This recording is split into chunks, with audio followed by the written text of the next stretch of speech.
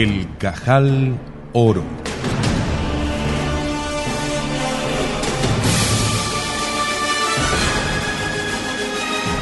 Capítulo 8.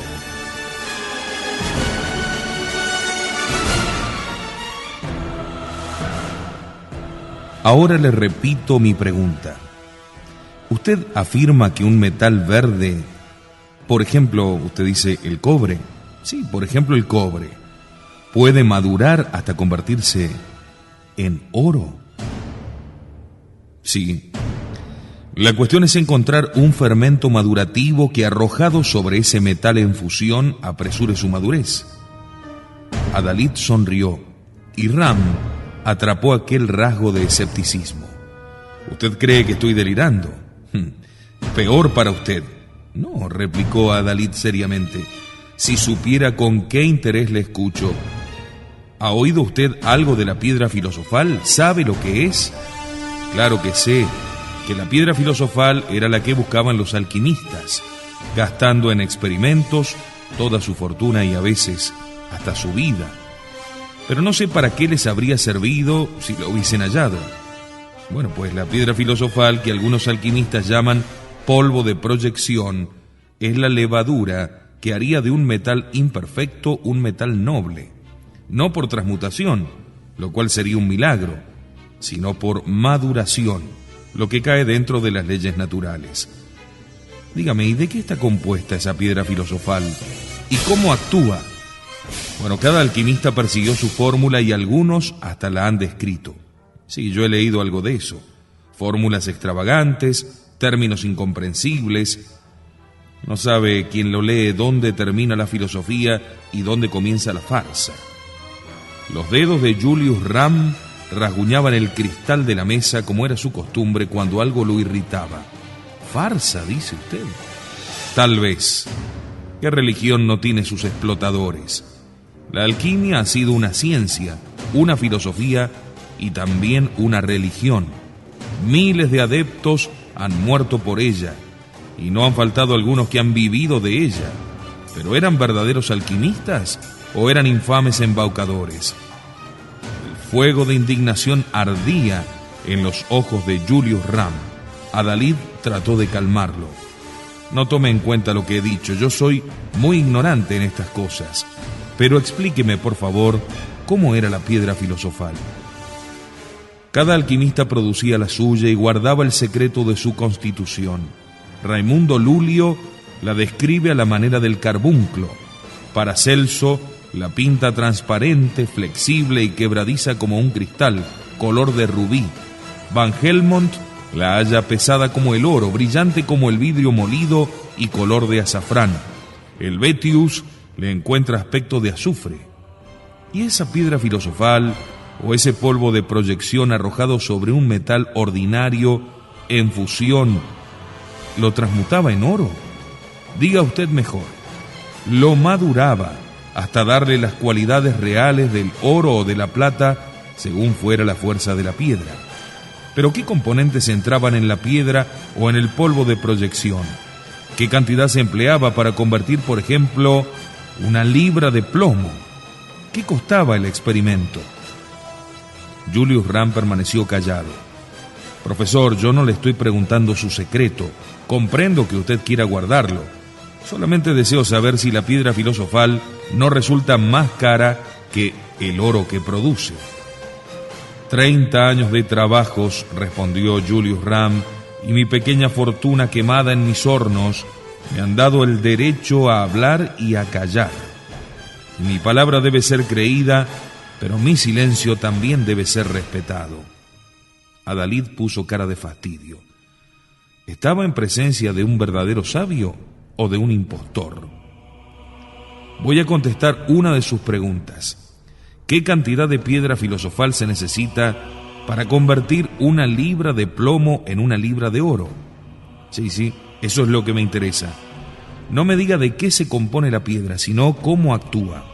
Actúa por catálisis. Una mínima cantidad produce un inmenso efecto. Pero ¿cómo puede un efecto ser superior a la causa? Mire, ignoro la explicación.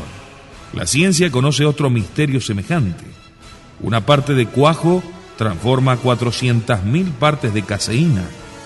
Con 5 gramos de platino se puede producir 1 tonelada de ácido sulfúrico por día. Este fenómeno se llama catálisis y contiene un doble enigma que todavía los sabios no han descifrado. Primero, cómo una cantidad tan pequeña produce un efecto tan grande. Segundo, cómo ese efecto se produce sin que el cuerpo catalizador pierda sustancia o se descomponga. Al final de la operación, el platino se halla intacto. Eso parece brujería, ¿no? Mire, cuando la química enmudece, la alquimia responde. Algún día usted penetrará de la mano conmigo en estas vastas concepciones que son un verdadero templo. En verdad es maravilloso, dijo Adalid, participando de la exaltación del sabio. Yo quiero que usted prosiga sus experiencias sin fijarse en gastos. Bueno, tendría que ampliar mi laboratorio. Amplíelo. Produzca 100 veces más que hasta ahora. Yo seré su inversionista. No le pongo límites. Se levantó, le estrechó la mano y Julius Ram salió tropezando con los muebles y sonriendo a las ordenanzas. Adalid se quedó solo. A eso de las 6 de la tarde mandó cerrar todas las oficinas. El gerente lo estaba aguardando. Señor presidente, ¿hay reunión de directorio? No, contestó secamente Adalid. Dígales a los directores que no hay ningún asunto importante a tratar y que todo está muy bien. Mañana tendremos 50 millones más en caja. El gerente lo miró con angustia. De allí Adalid se fue a la presidencia de la República.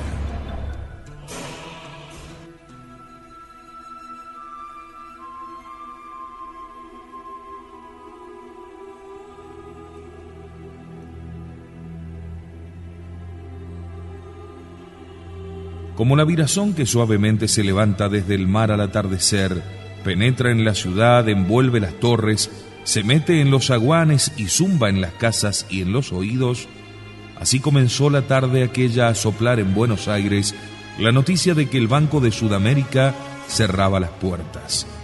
Para miles de personas que habían depositado allí su dinero, sería una catástrofe, pero a muchos les alegró. Enemigos políticos de Adalid o deudores que esperaban dar largas al pago. Lo que autorizaba más la noticia fue que la había difundido el propio hermano de Fernando Adalid. Rogelio Adalid pertenecía a esa especie que los argentinos llaman vivos. Un vivo no es solamente sagaz y despierto, sino también egoísta y audaz, en suma, un botarate. Cuando un vivo ha tenido éxito de cualquier clase que sea, especialmente en amoríos o en negocios, no puede resistir la tentación de propagarlo, aunque con esto revele una ignominia. Prefiere pasar por trapisondista o desleal, con tal de que las gentes admiren su viveza, su desparpajo y su audacia. Rogelio vivía en Londres, sin ningún cuidado respecto a la solidez de los bancos argentinos, donde guardaba el dinero. Aquellos papeles que le envió una mano desconocida lo decidieron al viaje para examinar las cosas. Pero no pensaba retirar sus depósitos. Esa idea le nació mientras bebía un pocillo de café platicando con su hermano. La suntuosidad de su biblioteca revelaba al gran señor culto y generoso, que gasta mucho con inteligencia. Él, Rogelio Adalid, podía gastar el doble o el triple, pero no era capaz ni de reunir ni de apreciar aquellos cuadros y aquellos libros, ni de impedir que lo estafaran los que los proveían. Eso lo humillaba y le producía la comezón de exhibir su propia fuerza. Podía, por ejemplo, dar a su hermano un disgusto anunciándole el retiro de los fondos. Y se lo anunció sin el menor propósito de cumplirlo, lo hizo por gozarlo. Pero al verlo demudado y suplicante se resolvió a hacerlo, ya no por pinchar su amor propio de banquero, sino por salvarse de la catástrofe que presentía. El cajero le entregó su 1.000.000 de pesos en un enorme fajo de billetes de diverso valor, como si hubiese tenido que rebañar las cajas para completar la suma. Con ese tranquilo impudor de los vivos, manifestó al gerente que iba a depositar aquella suma en el banco británico y hasta le pidió a un empleado para que le ayudase a transportar el paquete. Llegó cuando en la Torre de la Merced sonaban las campanas de las 3 de la tarde y los bancos cerraban sus puertas. Pero a un hombre que lleva 1 millón de pesos, los empleados le sonríen aunque llegue fuera de tiempo. Rogelio Adalid se hizo conducir a la gerencia y se explicó así: estando yo en Londres con la atención puesta en los negocios argentinos, había advertido que los directores de ciertos bancos se metían demasiado en política y yo, por sistema, desconfío de los financieros politiqueros. El gerente comenzó a contar las veces que Adalid decía la palabra yo, pues recordaba un aforismo de su padre: desconfía del hombre que diga 3 veces yo en una conversación, es un fatuo. Yo no soy de los que después se lamentan de no haber llegado a tiempo. Tenía 1 millón de pesos en cierto banco, aquí se los traigo. Gracias, doctor. Yo no soy doctor, tengo pocos estudios y paso por ser un calaverón. Pero heredé 10 millones y ahora tengo 50, de los cuales 10 en dinero contante. Si yo hubiera sabido tanto como otros, me habría fundido. Tendrá entonces el genio de los negocios, dijo el gerente, por decir algo. No, señor. El único negocio que yo he hecho en mi vida ha sido no hacer ninguno. Yo jamás he edificado una casa, yo jamás compré una yarda de tierra, jamás crié una vaca. Y estoy lleno de casas, de terrenos y de estancias. Pero ¿y cuál es su secreto? Bueno, hacer todo lo contrario de lo que han hecho los modelos que mi padre me ofrecía como dignos de imitación.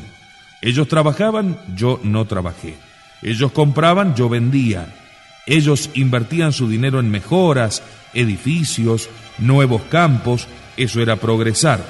Yo les prestaba a ellos mismos y después, como no podían pagarme, me quedaba con las mejoras y con el dinero. ¿Comprende usted? Sí, señor, comprendo, dijo el gerente con cierto asco. Pues bien, en Londres yo leí el balance de cierto banco, tomé el primer vapor, 2 horas después de llegar a Buenos Aires retiré mi dinero. No le digo qué banco, no quiero perjudicarlo, ahora puede quebrar. Pero lo que es a mí no me agarra en 1 centavo.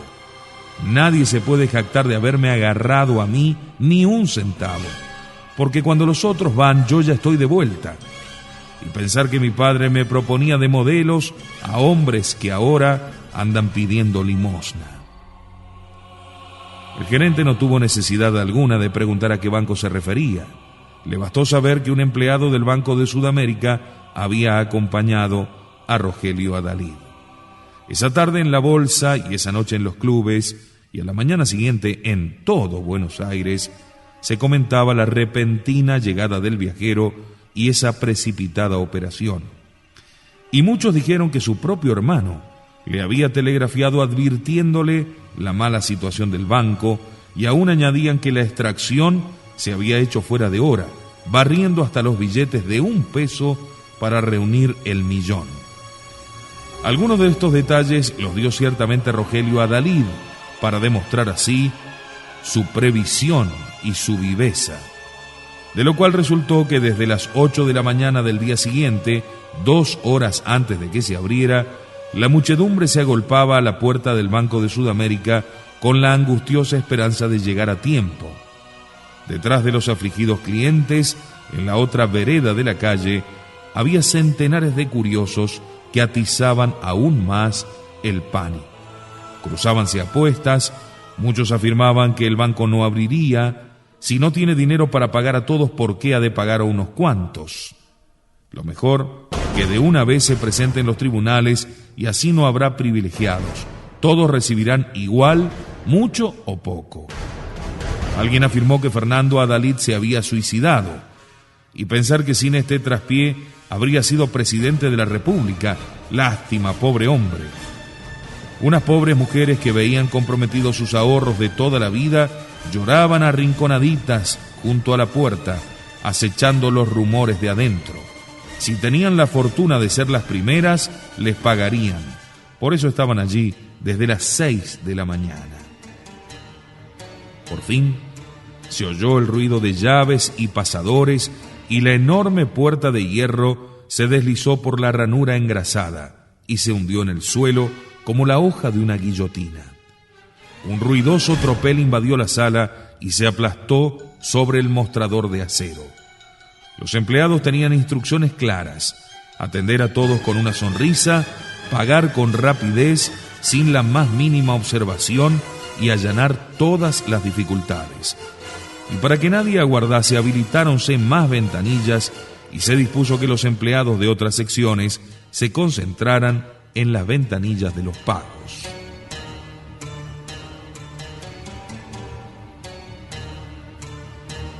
Afuera aumentaban los curiosos, y los vendedores de esos diariuchos que viven del escándalo pregonaban ediciones especiales con noticias fantásticas. No era solamente el Banco de Sudamérica el que se hundía, a otros les llegaría el turno antes de concluir la semana, y se daban nombres: el banco tal, el banco cual. Estas bolas corrían aumentando el pánico y produciendo daños incalculables, pero no era posible atajarlas, porque la libertad de imprenta es el intangible privilegio de los perillanes. Para hacer callar a un pasquín solo había un recurso: comprar su silencio. Llamar al director y decirle: le doy 10.000 pesos si se calla la boca. Operación repugnante y a la vez inútil, porque se callaba a uno y empezaban a gritar 100 los que también querían venderse.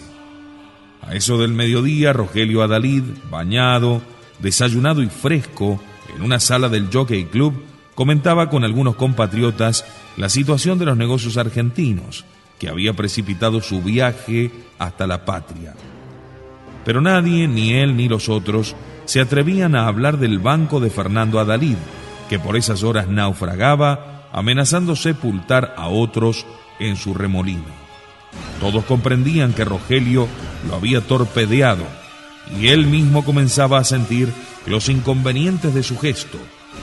Por de pronto, ese día, no podía almorzar en casa de su hermano. Lástima perder aquel Pape Clement, aquel Chateau Yquem, aquel Cognac Napoleón. Pero había salvado su millón, y todo el mundo hablaba de su viveza. A eso de la 1 de la tarde tuvo curiosidad de saber lo que pasaba.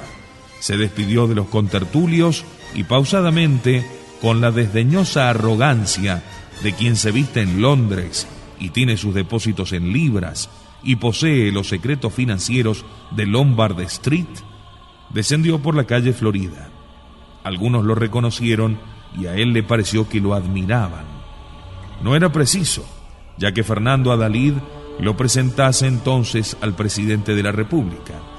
Se presentaría él solo, así no le debería favores a nadie. Y si se producía la renuncia del ministro de Hacienda, era una fija que el presidente le iba a ofrecer la cartera. En la calle Reconquista había cordones de agentes de policía organizando el desfile de millares de clientes que se agolpaban a la puerta de todos los bancos, con excepción del británico. Rogelio respiró orgullosamente. Esa era su obra. Aquellos caían porque él había desconfiado de ellos. Este se salvaba porque él había depositado allí su dinero, precioso talismán en tan apurados momentos. Una cuadra antes del Banco de Sudamérica lo detuvo un gentío negro y rumoroso. Imposible avanzar. Lo reconocieron y no faltó quien le soltara una palabrota: vividor, canalla, mal patriota, mal hermano. Muchos van a arruinarse por tu culpa, pero tú también tendrás tu castigo, ya verás. Algún accionista que se ve fundido, pensó. Dio la vuelta, no le convenía oír sandeces. Además, era la 1:30 y sentía hambre. Se metió en un pequeño restaurante de la calle Rivadavia y para rociar su bife pidió un tinto ordinario del país, porque él era muy exigente cuando bebía a costa ajena. Después de almorzar, volvió a contemplar de lejos el gentío cada vez más denso. Era su obra. A las 3 de la tarde clausuráronse las puertas sin suspender las operaciones hasta que el último cliente encerrado en el local fue atendido. Ese día el Banco de Sudamérica devolvió más de 50 millones a sus depositantes. Rogelio Adalid no dejó de sufrir una decepción. Había hecho una apuesta. Si pasa del mediodía sin suspender pagos, yo les daré a ustedes un almuerzo y beberemos 4 botellas de Chateau Yquem. Perdió, pero renovó la apuesta para desquitarse. 2 almuerzos con 8 botellas de Chateau Margaux, al que el Banco de Sudamérica no podía abrir en el día siguiente. Buenos Aires pasó una de las noches más sombrías de su historia financiera. Nadie se atrevía a calcular las complicaciones que sobrevendrían. Podía temerse todo, hasta el derrumbe del banco o el derrumbe de la nación. Solo se consideraban inconmovibles a 2 o 3 bancos extranjeros y al de Blumen, que desde muchos años atrás seguía la prudente política de Rogelio Adalid. El mejor negocio en la Argentina es no hacer ninguno. Él mismo completaba con un aforismo fruto de su viveza: la Argentina es una vaca lechera, pero hay que ordeñarla desde Europa. Al amanecer del nuevo día, ya las calles estaban repletas de clientes angustiados. Muchos de provincias habían pasado la noche haciendo guardia ante las puertas de bronce para ganar un turno. Impresionantes aquellos rostros despavoridos sobre los que el alba gris ponía tintas trágicas. Y al mismo tiempo millares de curiosos venían a contemplarlos como a condenados a muerte. Innumerables jefes de periódicos, fundados a prisa aquella misma noche, explotaban el escándalo, anunciaban tremendas revelaciones que pregonaban a voz en cuello muchachos irresponsables, de robustos pulmones, las estafas del Banco A, suicidio del presidente del Banco B, una cueva de ladrones en la calle Reconquista. El banco mejor administrado del mundo no puede resistir una corrida cuando el pánico se contagia a todos los depositantes. Es absurdo esperar que todos cobren su dinero si se les ocurre a todos retirarlo. No hay más recurso que dar un plazo entonces y esperar a que se calmen los nervios. El gobierno lo comprendió así, y en un acuerdo de gabinete celebrado a altas horas de la noche, decretó un feriado de 4 días hasta el fin de semana. Los diarios matinales difundieron la noticia, y el público, al ver que permanecían cerradas las puertas, sufrió una inmensa decepción. Muchos clientes se fueron, muchos se quedaron con la esperanza de algo. Los diarios de la tarde publicaban un elocuente manifiesto del presidente que demostraba la insensatez de aquel pánico sin motivo y la imperiosa necesidad de recobrar la perdida sangre fría. En el club, Rogelio Adalid se jactó de haber ganado la apuesta del Chateau Margaux, porque el Banco de Sudamérica no abrió sus puertas. Pero nadie lo escuchó. Hasta sus amigotes, vividores y egoístas, lo esquivaban con cierta aversión. A la semana siguiente, los bancos reabrieron. La feria calmó los nervios, pero la corrida todavía siguió 2 o 3 días más. El Banco de Sudamérica se defendió bravamente, reintegró todos los depósitos y no dejó de hacer nuevos préstamos. Rogelio Adalid no salía de su asombro. Había perdido innumerables apuestas y quedado hasta en ridículo. En el club lo consideraban un pájaro de mal agüero, sin un ápice de olfato en los negocios. Las catástrofes que con afectado acento anunciaba no llegaban nunca. Su vaticinio causaba risa. No se le odiaba, simplemente se le despreciaba. Después de aquella espléndida victoria, su hermano lo encontró en los pasillos del club y lo invitó a almorzar. Rogelio aceptó. Ardía en deseos de averiguar las cosas. ¿Cómo habría obtenido los 200 millones que tuvo que devolver en una semana? Fernando Adalid le respondió simplemente: ¿qué te importa? Si fueras cliente del banco te lo diría, pero me has hecho una pérfida jugada y te voy a dejar con la curiosidad. En todo caso, Pregúntale al judío Blumen.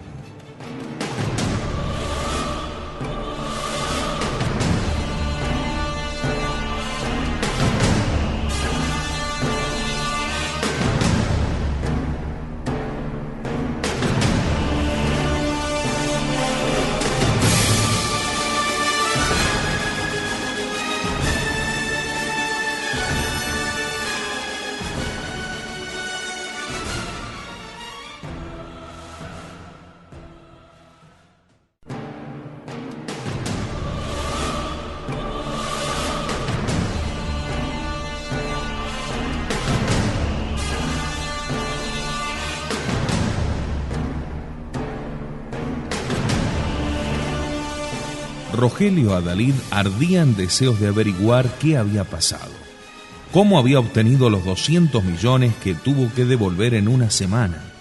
Su hermano Fernando Adalid le respondió simplemente: ¿qué te importa? Si fueras cliente del banco te lo diría, pero me has hecho una pérfida jugada y te voy a dejar con la curiosidad. En todo caso, pregúntale al judío Blumen. Rogelio fue a interrogar a Blumen. No lo encontró. Marta, por burlarse de él, le dio una explicación descabellada.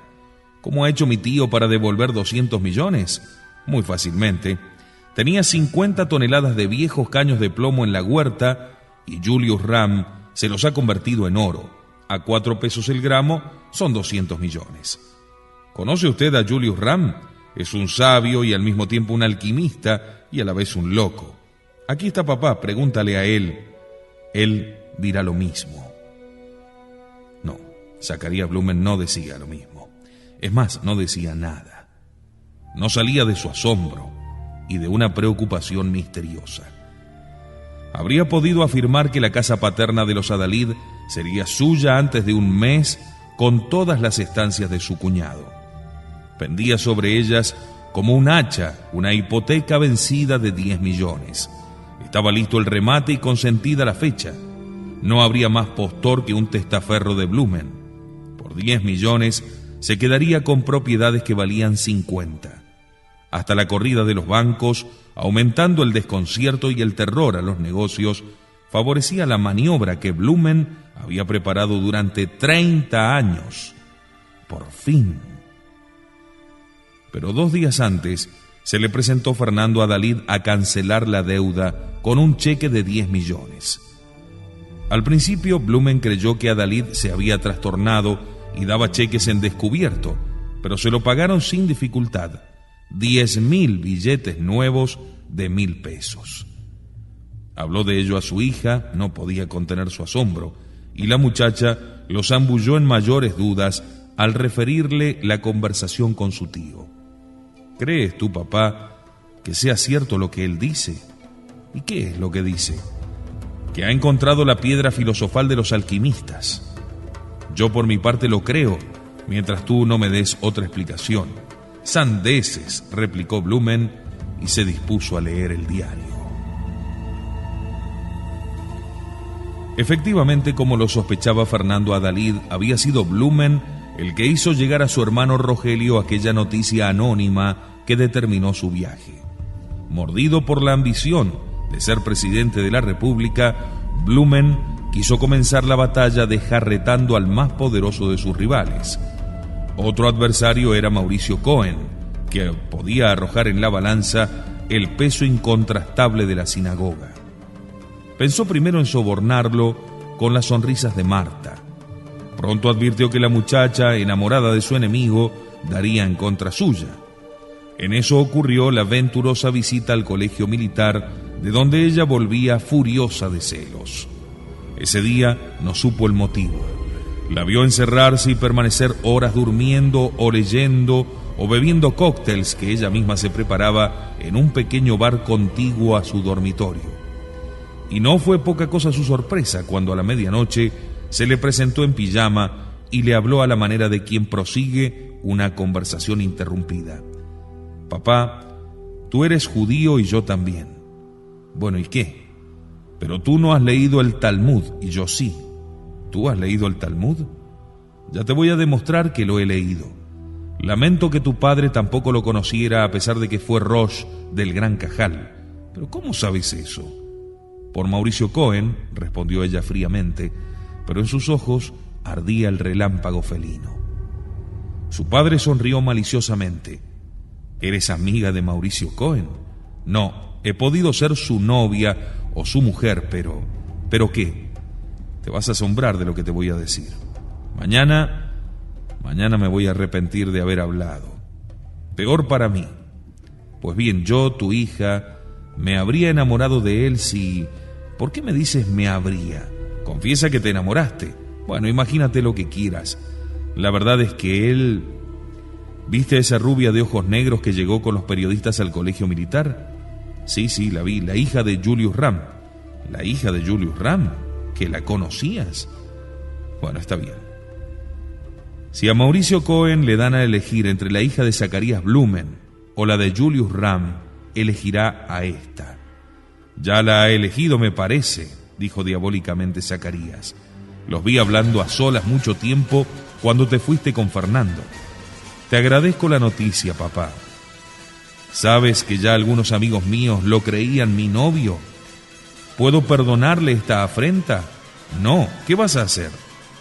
Voy a hacerte Roche del Gran Cajal, lo que ahora es él. Blumen se levantó y puso la mano sobre la frente de su hija, que se echó a reír. ¿Qué crees, que deliro, que tengo fiebre? He tenido toda la tarde 40 grados de fiebre. Ya pasó. Ahora hablemos. Dime, ¿quieres ser Roche del Gran Cajal? ¿Lo que tu padre fue un día o dos nada más? El padre de Mauricio Cohen lo hizo expulsar. Sí, ya sé. La sinagoga lo excomulgó con la terrible maldición del Jerem. Ahora, después de 30 años, nos llega el turno. Tú, mejor que yo, conoces la historia de aquel primer Mauricio Cohen. Sí, pero en Buenos Aires nadie más que yo la conoce. Los pocos que la sabían han muerto o la han olvidado. ¿Y tú la sabes? Sí, respondió ella desdeñosamente. No la sabrás por su hijo. No, ciertamente. Me la ha contado un viejo que fue amigo de tu padre y me ha mostrado un pasaje del Talmud que se relaciona con esa historia y otro del Levítico. Qué raro que tu padre no esgrimiera esa arma contra su enemigo. ¿Qué arma? No comprendo. Se dejó acorralar en la sinagoga por el único que no tenía derecho de hablar allí, porque habría violado un precepto de la Mishnah y de la ley. Dime, Marta, ¿tú vas a la sinagoga? Sí. Escucha. Sara Cito, la mujer de Mauricio Cohen, era la viuda de David Zabulón. En efecto, ¿cómo lo has sabido? Pero ¿qué importa cómo lo he sabido? Ustedes, los Blumen, por hacer olvidar aquella vieja historia de la guerra del Paraguay, perdieron el arma que tenían contra Cohen. Tal vez. Vamos, papá, Cohen era rabino y sacrificador, descendiente de la familia de Aarón. No podía pues casarse sino con mujer virgen, ni repudiada ni viuda a quien el cuñado hubiese dado caliza. Y tú sabes bien que Sara Cito era viuda y además tu padre la desdeñó o le dio caliza. Sí, así es. Pero mira, la historia es tan vieja que ya nadie recuerda nada. No importa, papá. El viejo Mauricio Cohen incurrió en el Jerem, y si él no fue expulsado de la sinagoga por violar la ley y la Mishnah, debe ser expulsado su hijo y los hijos de sus hijos hasta la 4ª generación. Yo los voy a expulsar. ¿Cómo? Si yo los voy a expulsar y te haré elegir Roche del Cajal. Y después, papá, ¿qué quieres? ¿Quieres ser presidente de la República? Cuando el Roche del Gran Cajal de Buenos Aires tiene 300 millones de pesos y quiere gastar solamente 10 en la elección, es un pobre hombre si no se sale con la suya. Vale más ser dueño del Gran Cajal que ser dueño del Congreso Nacional, porque el Gran Cajal domina todos los bancos y los frigoríficos y las casas que compran las cosechas y la mayoría de los diarios y las agencias telegráficas del mundo entero. ¿Quién va a resistir semejante poder? Marta calló, jadeante, pálida, hostil, la dura y relampagueante mirada. ¿Cuál es tu plan, hija?, preguntó Zacarías tomando en serio el negocio. Por esta noche basta, ya te he quitado el sueño. No podrás dormir ahora ni un minuto. En cambio yo, mira». Sacó del bolsillo de su pijama un frasquito de drogas. «Con una pastilla me dormiré toda la noche, con 2 dormiré 20 horas, con 3 me dormiría para siempre. ¡Qué asco es la vida!». Y volvió a encerrarse en su dormitorio. Sentíase irritada y abochornada. Habíase prendado románticamente como una colegiala del fogoso jefe de la sinagoga, que pretendió hacer de ella no su mujer, sino un arma judía contra los cristianos. Se sentía abochornada por haberlo amado e irritada porque él traicionaba al Cajal al traicionarla a ella, puesto que ella era en Buenos Aires la única que podía cumplir el vasto plan que él mismo le describiera.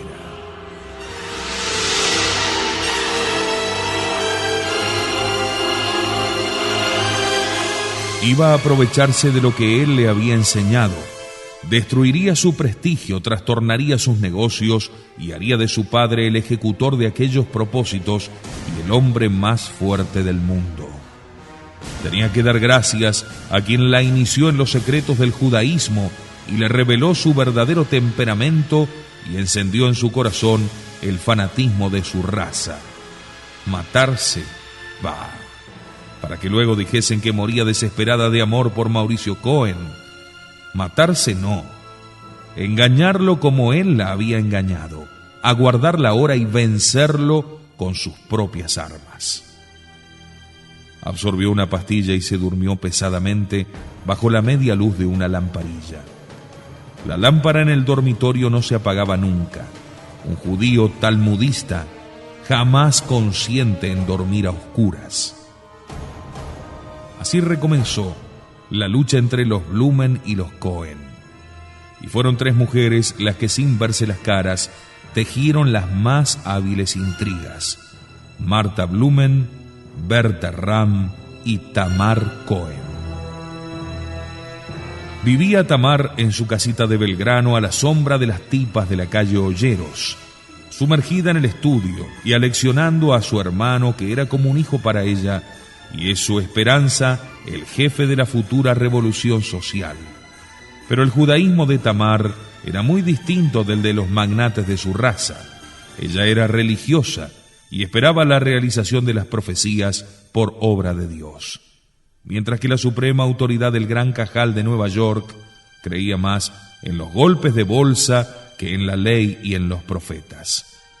Estas 2 concepciones no eran sino el reflejo de una vieja discordia entre 2 grupos de banqueros poderosísimos que habían acabado por dividir a la nación israelita en 2 bandos. Por una parte, los Rheingold, que dominaban en Francia y en Inglaterra; por otra, los Meyerbeer, omnipotentes en las finanzas de Alemania y de los Estados Unidos. El que conquistase la fiscalización del oro subyugaría a los bancos y esclavizaría a los gobiernos. Las guerras habían sido fecundas en beneficios para los Rheingold, que al terminar la franco-prusiana en 1870 fueron la casa bancaria más fuerte del universo. Pero sobrevino un largo período de paz en Europa. De 1870 a 1914, los Meyerbeer, sus rivales, aprovecharon el auge industrial de las 2 naciones donde imperaban. La guerra mundial salvó a los Rheingold y abatió a los Meyerbeer. Vencida y arruinada Alemania y obligada a pagar a los aliados torrentes de oro, se llenaron las arcas de sus banqueros. Los Meyerbeer comprendieron que en la batalla del oro los Rheingold eran invencibles. Entonces comenzó a hablarse tímidamente de nuevas doctrinas financieras y del abandono del oro como moneda universal. Los Rheingold sonrieron, mientras contaran ellos con las universidades y la ciencia oficial, y mientras Alemania siguiera pagando, no había peligro de destronar al oro. Los Meyerbeer intrigaron con tanta habilidad que los Estados Unidos impusieron el Plan Dawes, un gran alivio para Alemania. Al poco tiempo declararon que el Plan Dawes era excesivo y obligaron a Francia e Inglaterra a aceptar el Plan Young, más ligero. Todavía era mucho y el presidente Hoover impuso una moratoria total, que era una cancelación de deudas en favor de Alemania.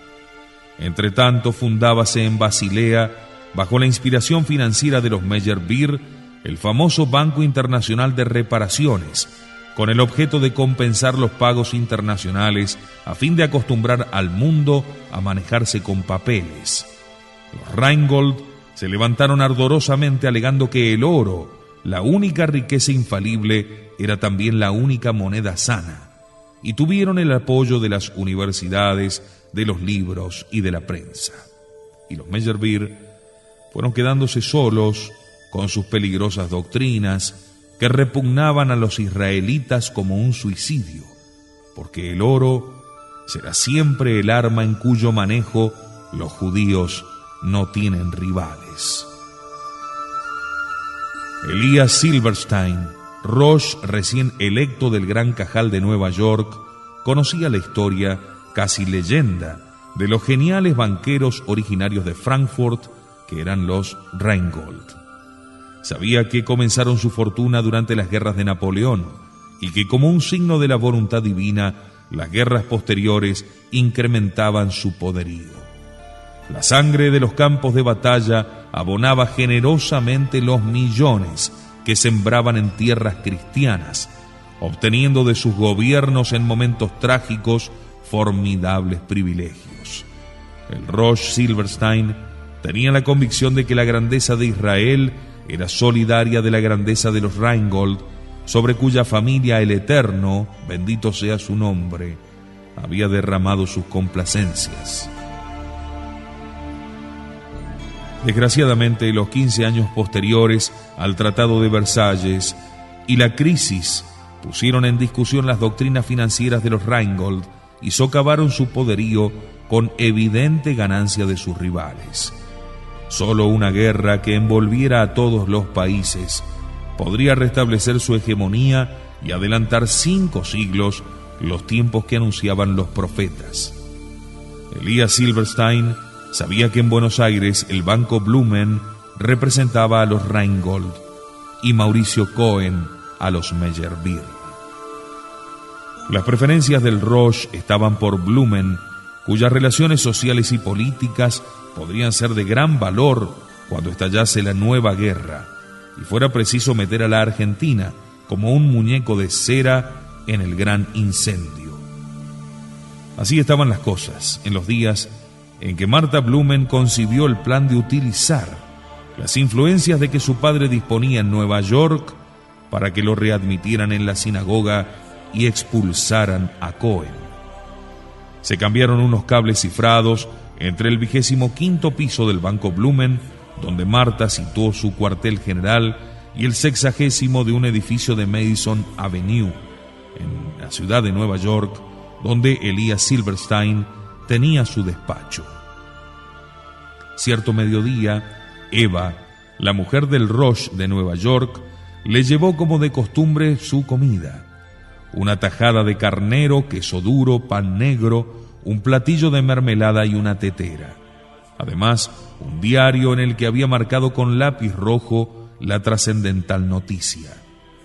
El Roche era un hombre flaco y su cutis tan suave y fino que parecía a punto de desgarrársele como la nata de un tazón de leche. Mientras comía, leyó aquel telegrama de Washington: el Ministerio de Marina ha dispuesto que todas las unidades de la flota de exploradores que tienen sus bases en el Atlántico se trasladen al Pacífico. El ministerio agregaba algunas explicaciones para disminuir la importancia de la orden, que a pesar de su inocente apariencia, revelaba a los entendidos una situación muy vidriosa. Si los Estados Unidos concentraban su escuadra en la costa occidental, era porque temían que estallara de pronto un conflicto con el Japón. De no mantener sus buques en el Pacífico, al declararse una guerra, unos cuantos audaces marinos japoneses, de los que pululan como choferes o planchadores en los Estados Unidos, podían meter en el canal de Panamá un barco viejo y cargado de dinamita y volar las esclusas, cerrando ese derrotero a la escuadra del Atlántico. Esta así no tendría más ruta para el teatro de operaciones que el estrecho de Magallanes, y llegaría cuando los japoneses ya hubieran bombardeado los puertos norteamericanos.